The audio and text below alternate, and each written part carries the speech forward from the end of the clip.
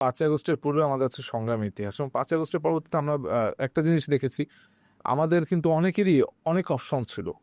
এই সরকারের এই উপদেষ্টা মন্ডল পর্যায় থেকে বা সরকারের যারা স্টেক বিভিন্নভাবে কিন্তু আমাদের সাথে যোগাযোগ করা হয়েছে, অমুক কমিটিতে অন্তর্ভুক্ত করে অমুক জায়গার সুযোগ সুবিধা দেবে, কিন্তু আমরা কিন্তু ছাত্রদল একটি ছেলেও কিন্তু সেই সুযোগ সুবিধা নেয়নি। বরং তারা কি করেছে, তারা তাদের ক্যাম্পাসে ফিরে গিয়েছে, ক্যাম্পাসে ফিরে যে শিক্ষার্থী বান্ধব বিভিন্ন কাজ করার চেষ্টা করেছে। এবং আপনি অবাক হবেন যে আমি দীর্ঘ 5 বছর হলে থাকতে পারি না, আমার ছাত্রত্ব রয়েছে, বৈধ ছাত্র। তো আমি 5ই আগস্টের পরে যখন হলে গেলাম, ওই হলে যারা পূর্বে ছিল তাদের একটা অংশ আমাকে বললো, ভাই আপনি এভাবে উঠতে পারবেন না, আপনার নিয়মতান্ত্রিকভাবে উঠতে হবে। আমি বললাম, আমি তো তাদের বঞ্চিত ছিলাম, ছাত্রলীগ থাকতে দিত না আমাকে।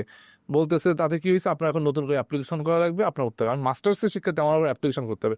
তা আমি তাদের যে পালস সেটাকে সমর্থন জানালাম, তাদের মতামতকে, যে না, তারা যদি মনে করে শিক্ষার্থীরা যে আমার এইভাবে উঠা উচিত, আমি এইভাবে উঠবো। পরবর্তীতে আমি কিন্তু 3 থেকে 4 মাস আমার লেগেছে হলে উঠতে, বিভিন্ন প্রসিডিউর, ইন্টারভিউ, ভাইবার মাধ্যমে কিন্তু আমি হলে উঠেছি। এবং প্রথম ভাইভায় কিন্তু আমার সিট হয়নি, কারণ সিটগুলো নেসেসিটি বেস দিয়েছে বা বিভিন্ন কাহিনী ছিল সেখানে। পরবর্তীতে কিন্তু আমার সিট হয়েছে, অর্থাৎ বৈধ শিক্ষার্থী হওয়া সত্ত্বেও আমার কিন্তু 5 মাস লেগেছে আমার হলে। অথচ 1 ন্যানো সেকেন্ডের জন্য আমি গত 5 বছরে হলের বারান্দায় পর্যন্ত যেতে পারিনি, হলে থাকা দূরের কথা।